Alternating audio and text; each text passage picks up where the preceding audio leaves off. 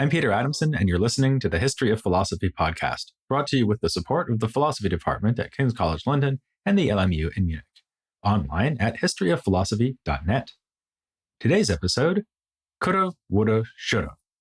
Free Will in the Second Scholastic.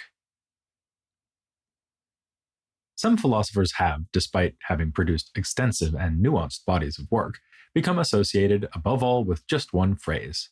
Examples that leap to mind are Descartes, I think, therefore I am, Leibniz, the best of all possible worlds, and Hannah Arendt, the banality of evil. From the 16th century, the best example might be Luis de Molina.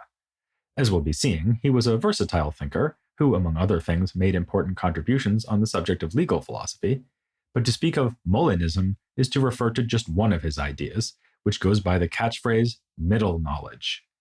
This idea, and the theory of which it was a part, triggered a major controversy, one that gripped Catholic intellectuals around the turn of the 17th century, and it's still what he's known for today. Perhaps this is not so inappropriate because he first became a Jesuit after a spiritual conversion, brought on in part by meditating on the example of Mary Magdalene, who turned away from a life of sin to follow Christ. So, though he did explore a wide range of topics in the scholasticism of the day as a professor in Coimbra, Évora, and finally Madrid, it makes sense that his philosophical work on the topic of sin and free will should make his name. The problem he was trying to solve is one that should by now be familiar to us. How can it be that human actions are free if God already knows in advance what we will do? Unlike God, I'm a bit shaky even on the past, never mind the future, but I think this is a problem we last saw in episode 380, when we saw Luther referring to it as a thunderbolt that undermines a belief in humans' unconstrained freedom. And of course, the debate goes back further still, all the way to Aristotle, who posed a similar problem in his logical work called On Interpretation. There, the puzzle is somewhat different because it concerns truths about the future, not knowledge about the future. If it is already true now that Arsenal will win the next league title, then doesn't that mean that it is already necessary that it will happen? If so, then there's not much point in the other teams trying to compete, since they would only be attempting to forestall the inevitable. Hopefully, Manchester City's players are listening and find the argument persuasive. Posing the problem in this way, so that it is about mere truth and not knowledge, allows for an easy escape. We can just say that there is no truth of the matter about contingent future events until they happen. In fact, Aristotle is often read as having proposed this solution, but once you bring God's foreknowledge into the picture, that escape is no longer available. If he knows everything before it happens, then he must know from eternity that Arsenal will win that future title, so it must already be true that they will. After all, knowledge is always about things that are true. There were attempts to solve the problem of divine foreknowledge long before Luther and Molina came along. Especially prominent is Boethius, whose Consolation of Philosophy offers a lengthy treatment. His solution appeals to God's eternal grasp of all events, which appear to him as if they were present. That influenced Thomas Aquinas, for whom God just sees from eternity what will happen, including what human agents will do.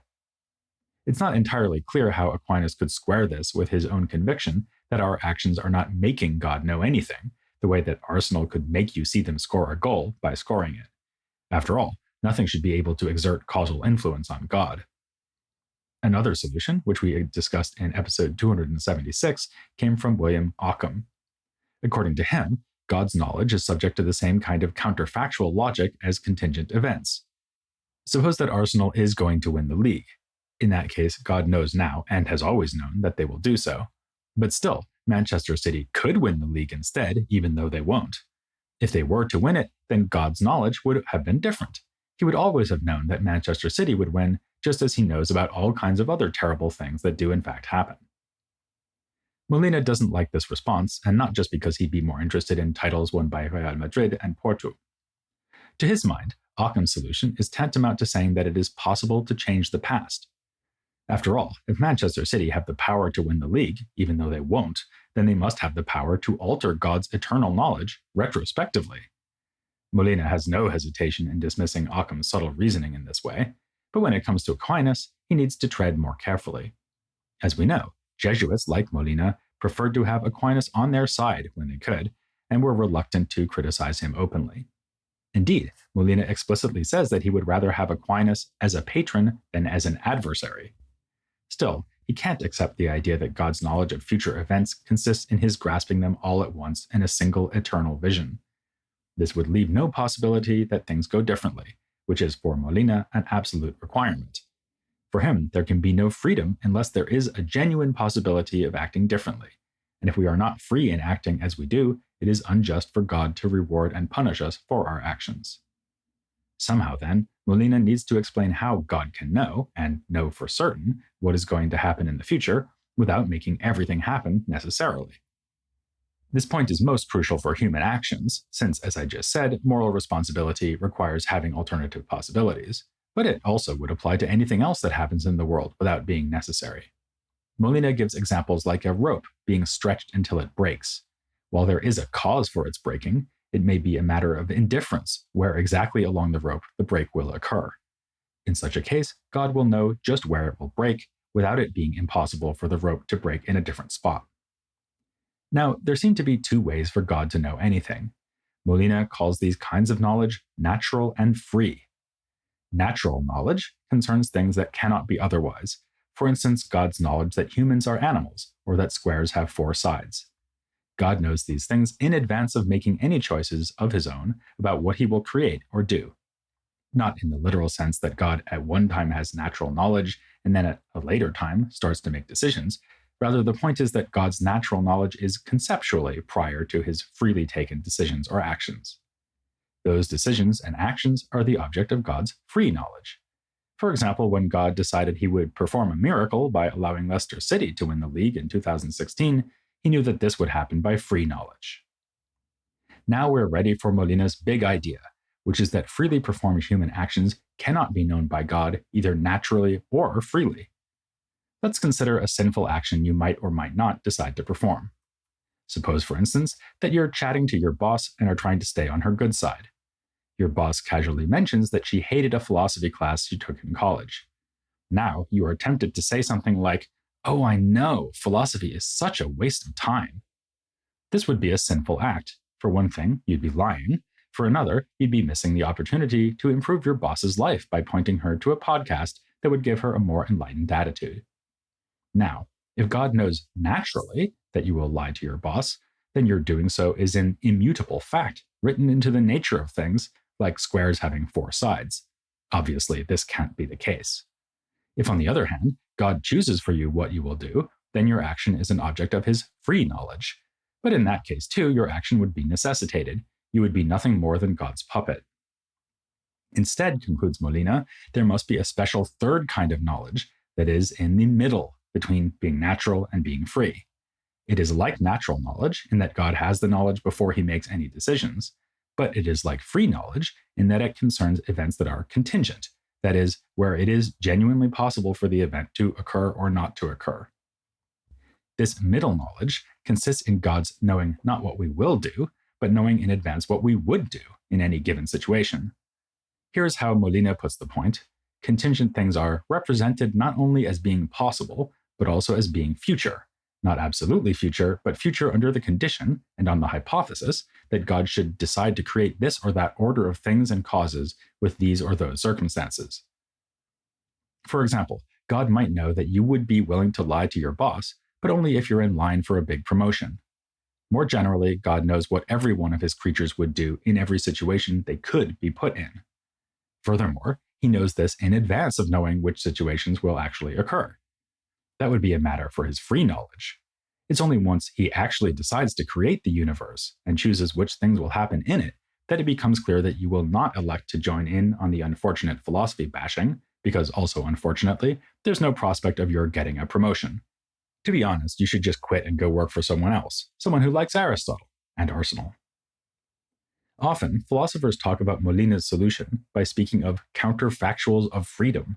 But strictly speaking, middle knowledge is not about what is counterfactual any more than it is about what is factual. Instead, it is about what would be factual under certain circumstances. And just from his middle knowledge, God does not yet know whether those circumstances will arise. Likewise, when explaining Molina's theory, philosophers naturally slip into using Leibniz's language of possible worlds. as in that famous phrase, best of all possible worlds. But as we can see from the passage I just quoted, Molina instead talks about what would happen under a certain hypothesis. He seems to be thinking much smaller, not in terms of the entire history of a given world that might or might not exist, but in terms of specific possible scenarios that might or might not come about, and what a specific person would do in them. This makes sense because he's really just trying to get at the sense in which the person is indeed free. How does the theory of middle knowledge secure this result? Well, when God has middle knowledge, he's not knowing about something that has to happen. Indeed, he has infinite knowledge about things that will not wind up happening, since there's an infinity of possible scenarios that do not arise. Just think about the fact that the hypothetical promotion could have come with a raise of $1,000, $1,001, $1,002, and so on. Instead, middle knowledge is about things that could happen and would happen in the right circumstances. So, if human actions fall under middle knowledge, they are contingent and not necessary.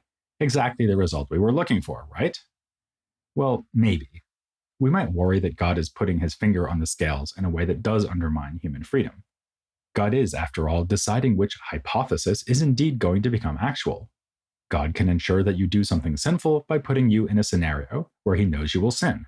Equally, he can ensure that you remain innocent by putting you in a different scenario, one where you do not sin. So in our example, if he wants you to sin, he sees to it that you'll be up for a promotion at the moment when you are tempted to lie to your boss. But if he takes pity on you, then he will let you speak truth to power by reducing your career advancement prospects. Doesn't that undermine your freedom? No, says Molina, because in either scenario, it is you who decides what to do. Admittedly, it might seem unfair for God to put some people in circumstances where they commit horrendous sins when they would not have done so otherwise. Consider the case of someone who decides to participate in a genocide committed by a murderous government. Under different political circumstances, they would never have had the chance to engage in mass murder, and so could not have elected to do so.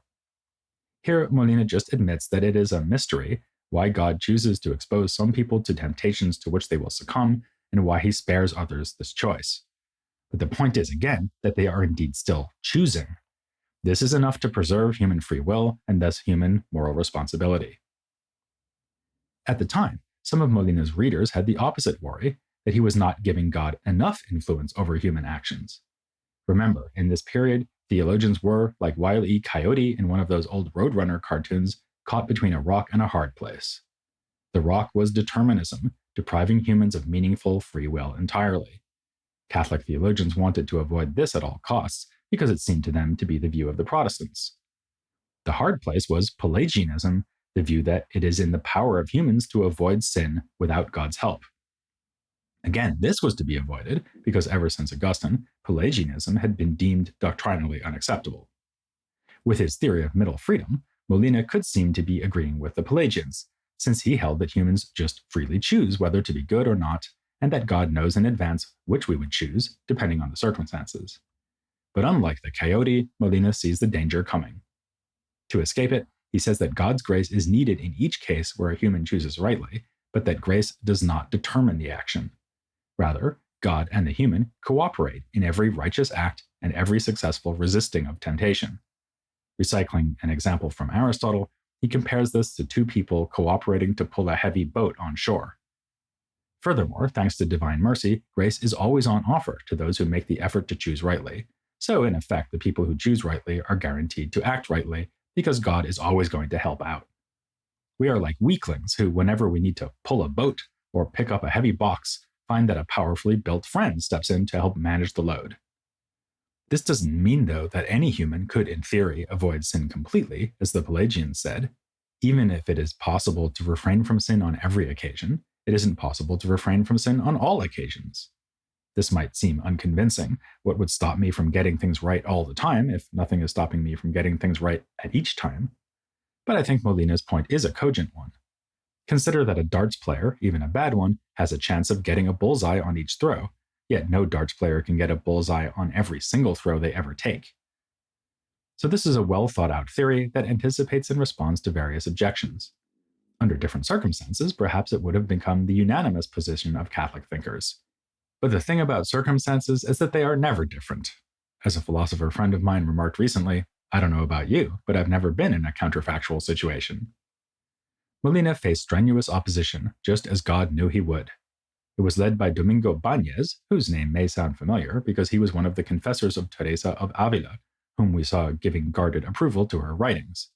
He was less favorable about Molina and argued that God should be given a more substantive role in facilitating human action.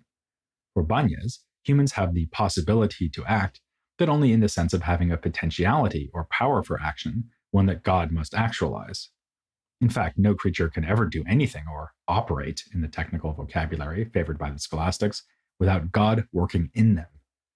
This does allow for humans to be free, but only insofar as they have powers to operate in one way or another, powers that are then activated by divine influence. It almost sounds as if we are instruments in God's hands, and that our contribution to action is that God uses us to accomplish those actions. This obviously would not be enough for Molina, who wants humans to have an independent ability to choose between contrary possibilities. But Bañez went on the attack too, polemicizing against the theory of middle knowledge, subjecting it to a barrage of criticisms. One objection is that Molina falls into the trap I mentioned when talking about Aquinas. It is apparently the human choice that causes God to know what the human will do, which means humans are exercising some degree of influence over God, clearly an unacceptable conclusion. Another complaint was that Molina hadn't really solved the problem of divine foreknowledge after all. If we are worried that an action is necessary because God knows about it in advance, then it should be just as problematic to say that God knows what we would do in a given situation. The foreknowledge guarantees that we will indeed act in just the way that God foreknows once the situation occurs.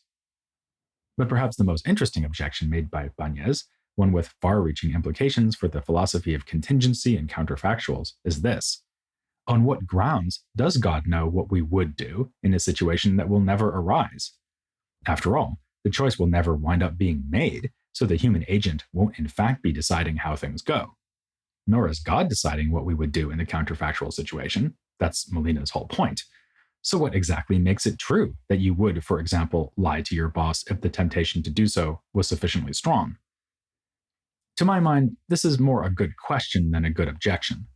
We are constantly saying things like, if I hadn't lived in London before moving to Munich, I would never have become an Arsenal fan. Such statements do seem to be true, even if it is hard to say what makes them true. Indeed, this remains a difficult problem for philosophers today. As I say, they tend to approach it using the language of possible worlds, and might solve the problem as follows.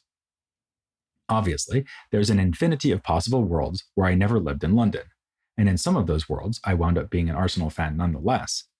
But we can understand my statement to mean something like, in the possible worlds that are most similar to this one, apart from the fact that in those worlds I didn't live in London, I did not become an Arsenal fan.